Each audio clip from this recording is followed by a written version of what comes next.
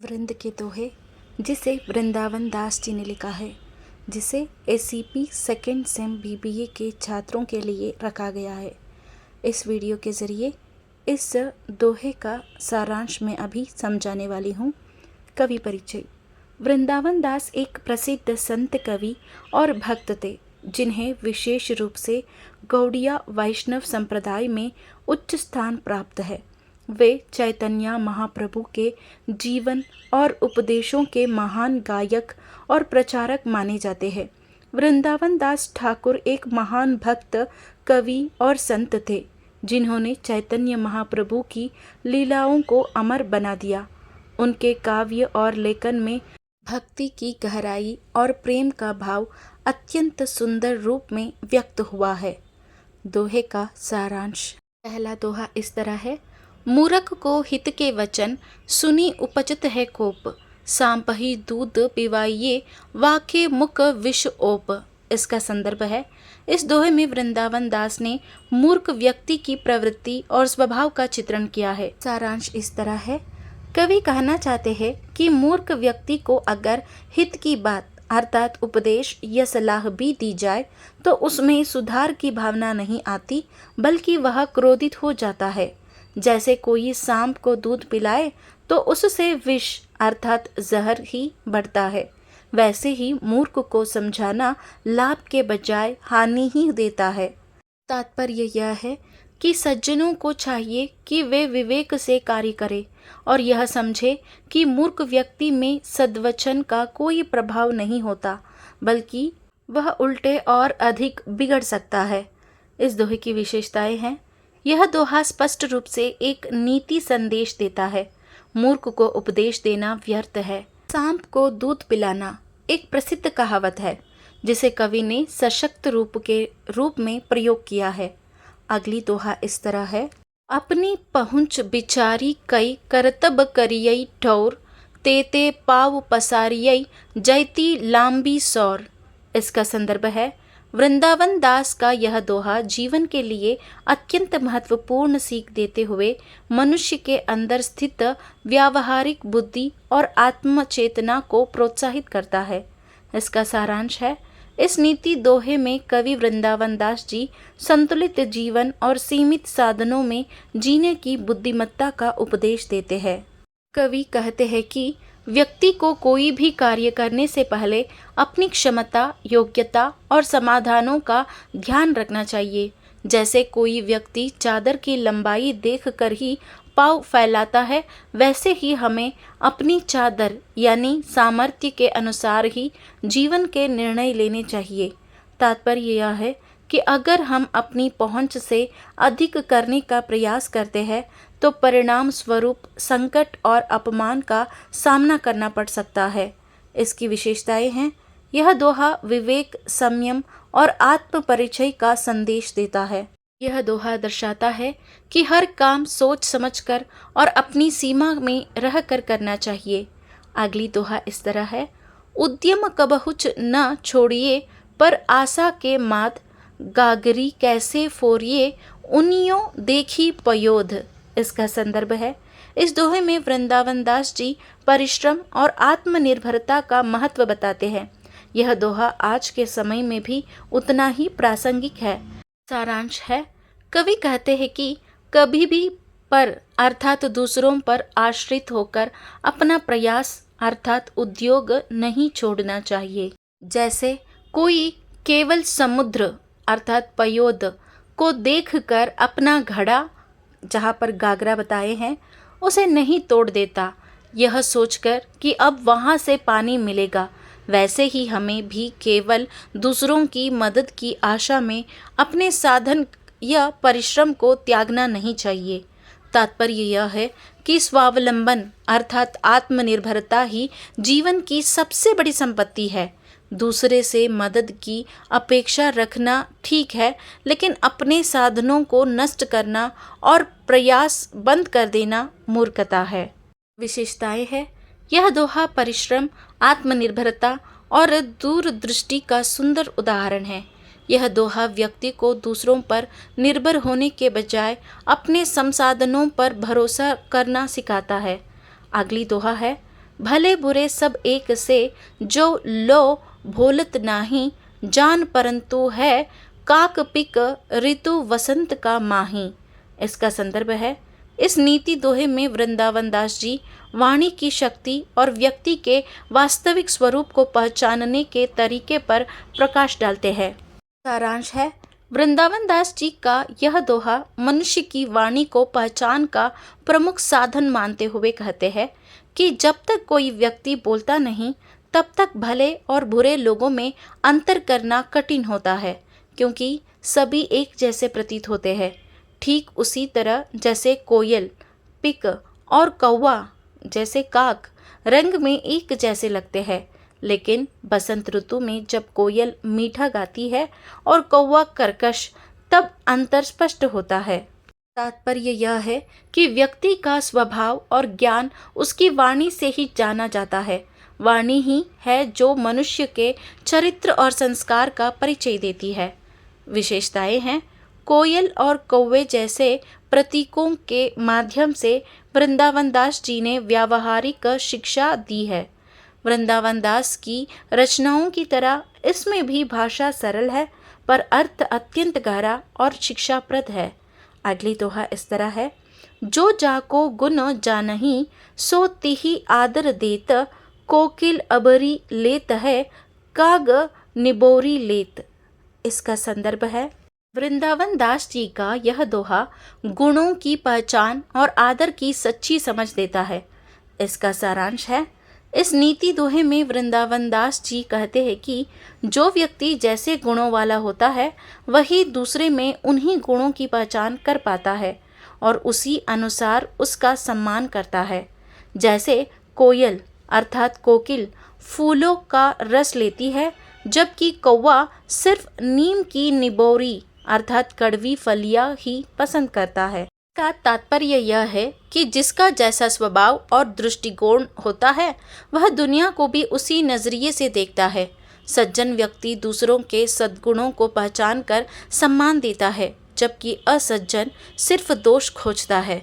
इसकी विशेषताएं हैं, यह दोहा हमें बताता है कि व्यक्ति जैसा होता है वह दूसरों को भी वैसे ही देखता और भरकता है। कोकिल और कौवा के माध्यम से गुणी और अगुणी व्यक्तियों के व्यवहार का सुंदर रूपक प्रस्तुत किया गया है। अगली दोहा है, मन भावन के मिलन के सुख को नहीं न छोर, बोली उठे नची नची उठे, मोर सुनत गनघोर। इसका संदर्भ है, इस सुंदर दोहे में वृंदावन दास जी प्रेम, मिलन और प्रकृति के आनंद को दर्शाते हैं। इसका सारांश है, कवि कहते हैं कि जब मन को भाने वाले अर्थात प्रियतम से मिलना होता है तो उस आनंद की तुलना किसी और सुख से नहीं की जा सकती। ऐसा सुख होता है कि घनघोर बादलों की आवाज़ सुनकर मोर, मोरनी और मोर खुद ब खुद नाच उठते हैं और गाने लगते हैं। यह एक प्राकृतिक प्रेम और उल्लास की स्वाभाविक प्रतिक्रिया है। इसका तात्पर्य यह है कि मन की गहराई से जुड़ा प्रेम जब पूर्णता पाता है तो वह न सिर्फ मानव को बल्कि प्रकृति तक को आनंदित कर देता है। मोर का नृत्य उस मिलन और सुख की प्रतीकात्मक अभिव्यक्ति है। इसकी विशेषताएं है, यह दोहा मानसिक आनंद और आत्मिक प्रेम के चरम को दर्शाता है। घनघोर बादल और मोर का नृत्य, इन प्रतीकों से प्रकृति में प्रेम की लयात्मकता दिखाई गई है। अगली दोहा इस तरह है, निरस बात सोई सरस, जहाँ होय हिय हेत, गारी प्यारी लगई, ज्यो ज्यो समध न देत।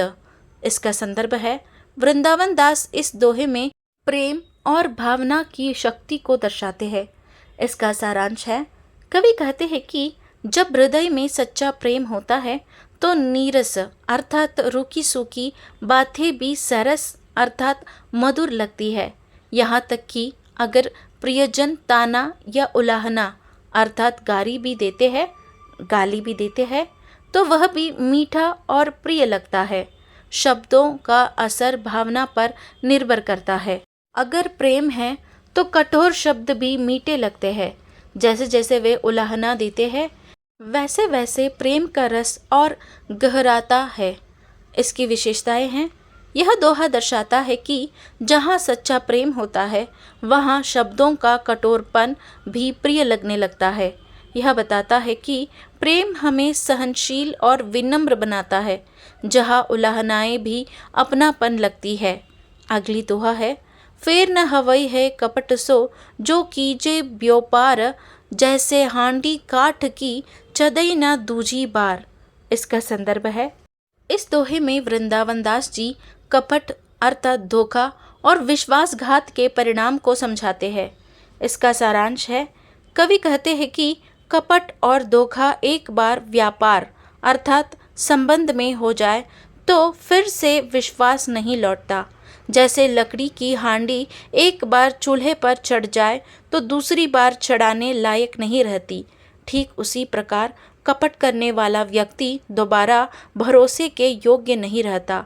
यह दोहा हमें सिखाता है कि ईमानदारी संबंधों और व्यापार में सबसे जरूरी तत्व है। इसकी विशेषताएं है, प्रस्तुत दोहे में कवि ने लकड़ी की हांडी का उदाहरण देकर बात को सहज और प्रभावशाली बना दिया है।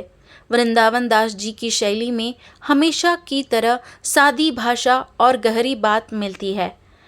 अगली दोहा है, मैना देत बताया सब हिये को हेत अहेत, जैसे निर्मल आरसी भली बुरी कह देत। इसका संदर्भ है, इस दोहे में वृंदावन दास जी मनुष्य के हृदय में छिपे भावों और प्रेम या द्वेष की सच्चाई को उजागर करते हैं। इस दोहे का सारांश है, यह दोहा व्यक्तित्व की पारदर्शिता और वाणी की सच्चाई को महत्व देता है। वृंदावन दास जी कहते हैं कि मीठा बोलना और मधुरता दिखाना तभी सार्थक है जब वह हृदय की सच्चाई से उपजे, वरना वह छल के रूप में जल्दी ही उजागर हो जाता है। साफ दर्पण की तरह हमारी वाणी और व्यवहार हमारे भीतर के प्रेम या कपट को जाहिर कर देते हैं। कवि कहते हैं कि मीठा बोलने वाला अर्थात मैना की तरह व्यक्ति अपनी बातों से यह बता देता है कि उसके हृदय में प्रेम है या कपट। जैसे साफ आईना किसी का सच सच चेहरा दिखा देता है, वैसे ही व्यक्ति की वाणी और व्यवहार उसके मन की स्थिति को प्रकट कर देते हैं। वह भला है या बुरा, यह छिपा नहीं रहता। इसकी विशेषताएं हैं, यह दोहा हमें बताता है कि व्यक्ति जैसा सोचता है वैसा ही बोलता और करता भी है, और वही उसका असली स्वरूप होता है। मैना को मीठी वाणी का प्रतीक और दर्पण को सत्य प्रतिबिंब का प्रतीक बनाकर भाव को सरलता से समझाया गया है। अगली दोहा है, सभई सहायक सबल के को न निबल सहाय, पवन जगावत आग कौ दीप ही देत बुझाय। इसका संदर्भ है, इस नीति दोहे में वृंदावन दास जी समाज में शक्तिशाली और कमजोर व्यक्तियों के साथ होने वाले व्यवहार को उजागर करते हैं। इसका सारांश है, यह दोहा समाज की वास्तविक मानसिकता को दर्शाता है, जहां बलवान की पूजा और निर्बल की उपेक्षा होती है। वृंदावन दास जी हमें इस सच्चाई से अवगत कराते हैं और यह प्रेरित करते हैं कि या तो हमें अपने भीतर शक्ति बढ़ानी चाहिए या निर्बलों की सहायता कर समाज में संतुलन लाना चाहिए। कवि कहते हैं कि शक्तिशाली अर्थात सबल व्यक्ति की सभी सहायता करते हैं, जबकि निर्बल अर्थात कमज़ोर की कोई मदद नहीं करता। जैसे हवा अर्थात पवन आग को तो और भड़काती है जब वह शक्तिशाली रूप में होती है, लेकिन छोटे दीपक को बुझा देती है। यह उदाहरण इस बात को दर्शाता है कि दुनिया हमेशा ताकतवर का साथ देती है और कमज़ोर को दबा देती है। इसकी विशेषताएं इस तरह है, यह दोहा एक गहरी सामाजिक सच्चाई और व्यवहार की विडंबना को उजागर करता है। यह दोहा शक्तिशाली बनने की प्रेरणा भी देता है, साथ ही कमज़ोरों के प्रति संवेदनशील होने की चेतावनी भी देता है। अगली दोहा है, करत करत अभ्यास के जड़मती होत सुजान, रसरी आवत जात ते सिल पर परत निशान। इसका संदर्भ है, इस दोहे में लगातार अभ्यास और प्रयास की महिमा बताई गई है। इसका सारांश है, कवि कहते हैं कि बार बार अभ्यास करने से मंद बुद्धि अर्थात जड़मती व्यक्ति भी समझदार और विद्वान बन सकता है। जैसे रस्सी के बार बार आने जाने से कठोर पत्थर भी निशान पड़ जाते हैं, वैसे ही लगन और अभ्यास से असंभव को भी संभव किया जा सकता है। इस दोहे से हमें यह सीखने को मिलता है कि कोई भी व्यक्ति अभ्यास के बल पर ज्ञान, कला या सफलता प्राप्त कर सकता है। लगातार किया गया प्रयास पत्थर को भी बदल सकता है तो मनुष्य को भी महान बना सकता है। यह दोहा हार मानने वालों को उत्साहित करता है और कर्मशील बनने की प्रेरणा देता है। इसकी विशेषताएं हैं, यह दोहा बताता है कि लगातार अभ्यास से कठिन कार्य भी आसान हो जाता है। यह दोहा उन लोगों के लिए बहुत प्रेरणादायक है जो अपने गुण या बुद्धि में कमी महसूस करते हैं। अगली दोहा है, विद्या धन उद्यम बिना कहाँ जू पावई कौन, बिना जुलाए ना मिलई ज्यो पंका का पौन। इसका संदर्भ है, इस नीति दोहे में वृंदावन दास जी परिश्रम और प्रयत्न की अनिवार्यता को स्पष्ट करते हैं। इसका सारांश है, कवि कहते हैं कि विद्या और धन जैसे अमूल्य संसाधन केवल परिश्रम और उद्यम से ही प्राप्त होते हैं। जो बिना प्रयास के इन्हें पाना चाहता है वह सफल नहीं हो सकता। जैसे पंखा हिलाए बिना हवा नहीं मिलती, वैसे ही किसी भी उपलब्धि के लिए मेहनत करना आवश्यक है। वृंदावन दास जी का यह दोहा सिखाता है कि सफलता का एकमात्र मार्ग प्रयास और परिश्रम है। बिना श्रम के ज्ञान, धन या सम्मान कुछ भी नहीं मिलता। जैसे बिना पंखा झुलाए हवा नहीं मिलती। यह दोहा आज के जीवन में भी उतना ही उपयोगी और प्रेरणादायक है जितना अपने समय में था। इसकी विशेषताएं हैं, यह दोहा हर युग में लागू होने वाला सत्य है। विद्यार्थी, कर्मी, व्यापारी, हर किसी के लिए उपयोगी। यह दोहा पाठक को आलस्य छोड़कर कर्मशील बनने की प्रेरणा देता है।